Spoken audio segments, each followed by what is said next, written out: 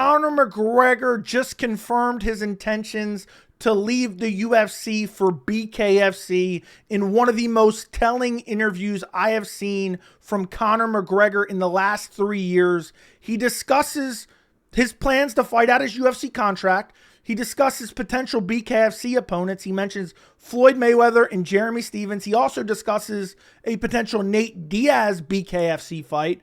But that's not it. We're going to take a look at that interview in a second, but that's not it. He also did a recent interview with the Schmo where he was asked about what's next in the UFC, and he gives a telling answer there as well. He talks about Michael Chandler, he talks about Nate Diaz, and he talks about Dustin Poirier. We're going to check that out as well. But what's crazy about the recent interview that he did, he's promoting BKFC, he's out there doing interviews, is this interview came out a couple hours ago. When I initially watched it, it had less than 200 views. And he is asked point blank, is your intention to fight out your UFC deal and go to BKFC? And he says yes, and it's even followed up upon, and he says 100%. We're going to check that out in a second. But the other thing I want to take a look at is a short clip from the recent Dana White Contender Series post-fight where Dana is asked about Conor McGregor, because I believe that Dana White and Conor McGregor are heading towards a massive fallout in 2025. Because if you don't know, Conor McGregor has 2 fights left on his deal.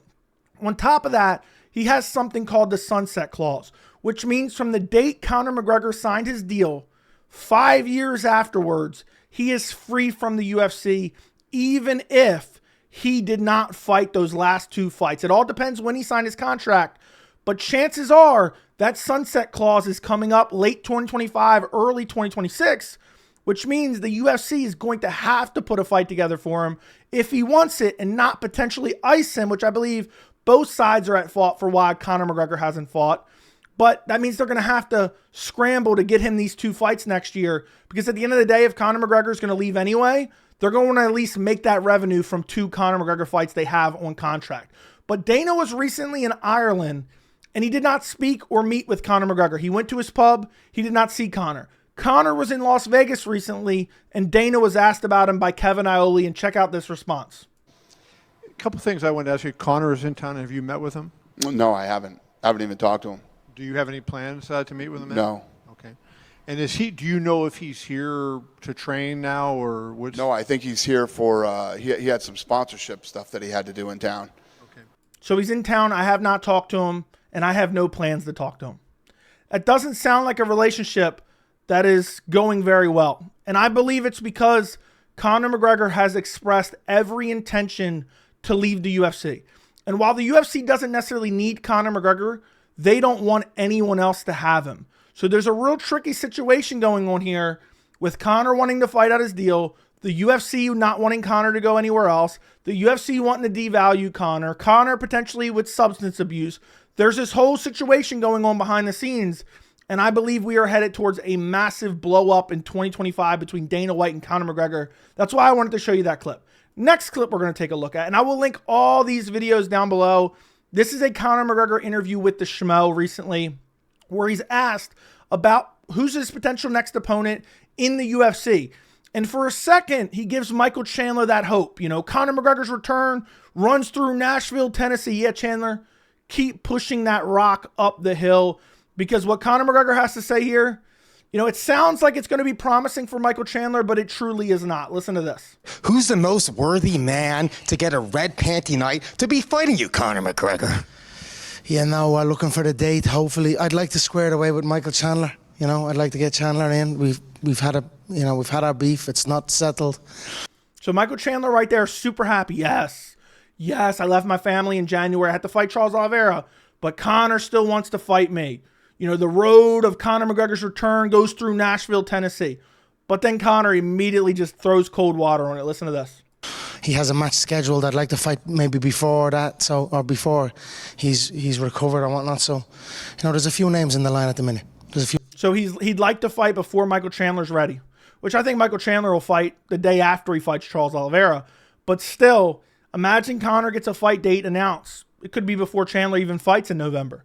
That's a possibility. The UFC is going to be scrambling to make a Conor McGregor fight if he indeed is heading towards his sunset clause. But then he's asked about 2 potential matchups in the UFC, Nate Diaz and Dustin Poirier. few names being discussed. But what would be more satisfying for you? Getting a trilogy with Nate Diaz or the quadrilogy with Dustin Poirier? Both of them. Both is a must, for sure. You know, the Dustin one's not settled, it's 1-1-1. And the Diaz one is also 1-1. So, two big blockbuster matches, and I'll be excited to get them locked in. So you guys tell me. He wants Nate Diaz. He wants Dustin Poirier. He says 1-1-1 for Dustin Poirier, which is laughable. Dustin Poirier beat him twice. He beat Dustin once. Doctor stoppage. Dustin was 10-8ing you in that round anyway. Okay, so that's just a dream. But you guys tell me. I would love to know down in the comments. What's bigger? Conor McGregor versus Nate Diaz or Conor McGregor versus Michael Chandler? And then also Conor McGregor versus Dustin Poirier or Conor McGregor versus Michael Chandler?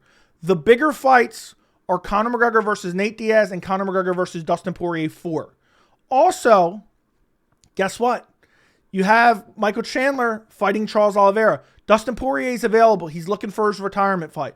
He's more than willing to take that Conor McGregor fight. Same with Nate Diaz. Now, Nate Diaz isn't on the roster, so that's less likely to happen. And also, I think the UFC is going to want to kind of devalue Conor as much as possible out the door. But if he does fight Nate Diaz, that's a huge fight for the UFC. They may just put it together because the amount of pay-per-views they can sell. But if he fights Nate Diaz and then he fights Dustin Poirier, guess what? That's the 2 fights left on his deal. And then he rides off into the sunset. And he already says, look, I want to fight and I want to get a date before Michael Chandler is going to be ready. Okay? I think that Conor keeps mentioning Michael Chandler like here and there because he wants to try to kind of stamp on the narrative or step on the narrative that he was scared of Michael Chandler. I think that's what he's doing. I don't think he has any intention on ever fighting Michael Chandler. Then we get to the recent interview that came out. I don't know who did this interview. It's like JN Media UK. I will link the full interview down in the description. But as we're watching it right now, I'm recording this video, it has 600 views. It had 200 when I initially watched it. And I'm like, oh my God, I got to make a video on this. He covers lots of topics. It looks like he's battling from substance abuse and potentially, alcoholism in this interview because he acts completely insane. But he talks about Floyd Mayweather. He talks about Nate Diaz. He talks about Jeremy Stephens. And he talks about his UFC contract at the tail end of this. And he's even asked a follow-up question. This interview is roughly 3 minutes long. This is the most telling Conor McGregor interview in the last 3 years, in my opinion. Let's listen. Says that when you said you want to be a player manager, you want to get involved. Who are the guys you'd love to fight? Because I tried to get out of Dave yesterday, but he said there's someone that it could be the biggest fight in combat sports history. Floyd, you little you're doing bad conversations, trying to get a boxing match at 155. Fight me my way. I'm the A side. You owe your out. Bare knuckles. McGregor Mayweather, 170 pounds. Let's go, baby. Take off the gloves and fight. Imagine if Chandler was still sitting on the sidelines right now. This would be the funniest interview from Conor McGregor. He's calling out Floyd Mayweather. He's saying 170 at BKFC. That would be massive. I wouldn't care for it that much, but that wouldn't be massive. That would be massive. And also, how much revenue is that going to generate? It's going to generate a lot of revenue. And guess what? Conor McGregor, his revenue share, his profit share with BKFC is much more than he would make in the UFC for any fight. And also, less stringent drug testing, basically get to handpick opponents. There was talks of him already boxing. I forgot the guy's name, but they called him Kendrick Lamar recently at a UFC Noche. There was talks of him boxing him that was recently unveiled. And now he's calling out Floyd Mayweather here. And also, obviously, this guy seems completely unhinged. But let's carry on because we have more information we get here. Park, right? It's got to be Crow Park. It's happening. It's happening. We're trapping him in the corner. We have you trapped in the corner. And Nate Diaz as well. I had a chat with Nate Diaz. He loves bare knuckle. He said, all respect between you guys. There's always been respect between you guys. That trilogy's got to be completed. Personally, would you like it in bare knuckle or the UFC? I'd like it. It has to be mixed martial arts, MMA, UFC. We have a one-on-one. We do MMA with Nate. So, first off, this guy, I don't know what this guy's name is. Great questions. For a 3-minute interview, he got so much information out of Conor. We're going to get to more in a second. But again, he wants Nate Diaz in the UFC. Because in his mind, he fights Nate Diaz. It's a very winnable matchup, even though he's been out for a long time, coming back from a catastrophic injury, coming back from a loss, hasn't won a fight in, how many years. Beating Nate Diaz, leaving the UFC potentially for BKFC would be huge for Conor McGregor. And at the end of the day, while the UFC probably wants to devalue him, the Nate Diaz fight is so huge for the UFC. But then there's more information here. Let's listen. You've had a lot of guys calling you out this year. You always do. I know Ilia Topuria has had a lot to say. Country. Yeah, this isn't his home country. This is my home country, baby. Marbella, Spain. Where's he at? This ain't his home country. He knows where his home country is, and it's not España. So good luck, Max Holloway. Up. What? You know what's funny? Conor McGregor hates Ilia Topuria for the same reason he was crapping on Sean O'Malley. Ilia Topuria has the potential to become a mega UFC star. Conor does not like that. He thinks of it as, oh, Dana and the UFC have a new toy. They're replacing me. Because if Ilia can keep winning, he can be a mega UFC superstar. Maybe not to the level Conor was in his peak or in his prime, but massive for the UFC. And I feel like that's why he hates Ilia Topuria so much. And he even talked about him on a recent stream where he was completely unhinged. But let's continue. Let's carry on. What about Sugar Sean as well? You guys have had a bit of, you like it? Yeah, let's talk bare knuckle athletes. Jeremy Stephens, who the is that guy? That's a nice one I'd like in bare knuckle, for sure. With Mike Perry, that's a hell of a match. Mike Perry sacked still fired. He fired Mike Perry, if you don't know. He fired Mike Perry on Twitter for, I believe, losing to Jake Paul in a boxing match. But it's funny. He's asked, I'm going to rewind it here. He's asked, what about Sean O'Malley? What do you think about Sean O'Malley? He says, let's talk about BKFC fighters. Immediately starts promoting a fight between him and Jeremy Stephens, which makes a lot of sense. They can say, who the fuck is that guy over and over and over again. It's going to be corny. But guess what? Casual fans will get behind it and buy that pay-per-view. And also, it's a winnable match for Conor McGregor. I could see that being his first fight in BKFC. Let's listen to that again. What about Sugar Sean as well? You guys have had a bit of, you like it? Yeah, let's talk bare knuckle athletes. Jeremy Stephens, who the is that guy? That's a nice one I'd like in bare knuckle, for sure. That's a nice one I'd like in bare knuckle for sure. That's the fight Conor wants. He's going to try to make some of these other like huge matchups, like potentially Floyd Mayweather or some other boxer. Maybe that happens, maybe it doesn't. But he's going to handpick opponents in BKFC where he's going to make much more money with much less risk to his health. That is the plan from Conor McGregor, and I don't blame him. You know, you think he likes getting out of bed and training every day when he has millions upon millions of dollars? He's living on a Lamborghini yacht. You think, I'm sounding like Colby Covington at this point. You think he wants to get out and train every single day? No, he doesn't want to fight killers in the UFC lightweight division or the welterweight division. He would get smoked. He was recently talking about Bilal Muhammad. You know what Bilal would do to him? He would drop him right on his bald spot. So he's calling out Jeremy Stephens, and this is the plan. And he's actually asked directly, what is your plan? Do you plan on leaving the UFC? He's asked that here in a second. Mike Perry, that's a hell of a match. Mike Perry sacked still fired. Who are the guys from MMA and boxing you'd love to see cross over? I know you mentioned Mayweather. Anyone else in the MMA and boxing world? Every single one of them with the balls to do it.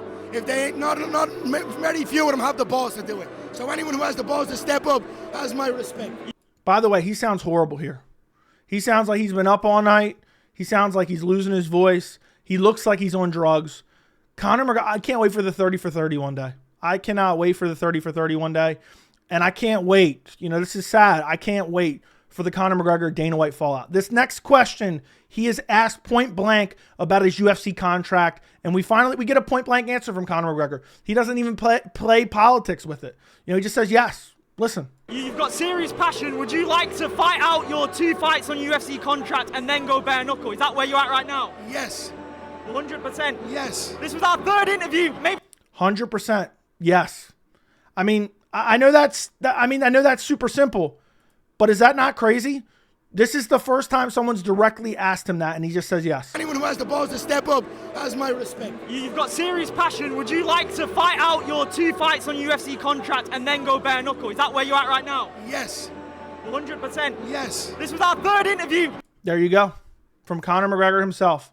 Yes, yes. He is leaving the UFC. Whether he finishes out those 2 fights or he uses the sunset clause to leave the UFC, he is leaving to head to BKFC. The only way he's not leaving UFC for BKFC is if he is using this as a negotiating tactic with the UFC. But I don't believe the UFC really wants to be in the Conor McGregor business anymore. I know that sounds crazy. And I know people say, well, the streaming rights. Conor McGregor is not going to be around for the next streaming rights anyway, because the ESPN deal negotiations open up early 2025, but the deal with ESPN Plus doesn't end till the end of 2025. There's no way Conor McGregor's around in 2026 anyway. So unless they're somehow going to dangle Conor McGregor before they sign that new deal in 2025, that's potentially what the UFC could do, but that would be in bad faith because they pretty much know that Conor McGregor is planning on leaving. So the only way he stays is if this is some type of negotiating tactic by Conor McGregor, but I highly doubt it. Conor is set to make much more money than the UFC or Dana White can offer him in the UFC, even with the biggest possible matchups. I've said it a million times. Conor McGregor is the most underpaid fighter on the UFC roster. For the amount of revenue that he generates, the portion that he's getting is insane. You know, we're talking hundreds of millions of dollars. He's getting 20 million. Okay. If he goes and fights in BKFC, not only are the fights more beneficial to him and more favorable to him, he also gets a larger piece of the pie, and inevitably it grows BKFC, which he is invested in himself. So it's going to pay him back 20-fold in the future. So Conor McGregor finally confirms he's leaving the UFC for BKFC. Something I've thought for a while, and people thought I was crazy. I talked about this over a year ago. People thought I was crazy. Let me know what you guys think down in the comments. Don't forget to like the video. Don't forget to subscribe to the channel. And thank you so much for watching.